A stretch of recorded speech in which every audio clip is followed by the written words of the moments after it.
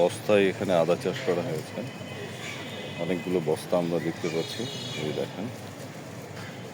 এবং বৃষ্টি পড়ার পরে গাছগুলো এখন অনেক সজীব হয়ে গেছে। এক একটা বস্তা থেকে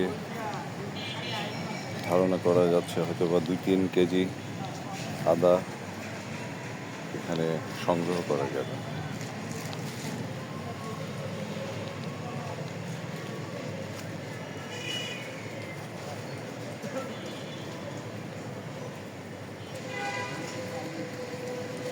এই দেখেন, এখানে একজন পরিচর্যা করছে গাছগুলো, পরিষ্কার পরিচ্ছন্নতা। এবং এই যে কোনো একটা যদি আদার কন্দ যদি বের হয়ে থাকে সেটিকে তিনি আবার ঠিক করে দিচ্ছেন। গাছগুলো খুব সুন্দরভাবে বেড়ে উঠেছে।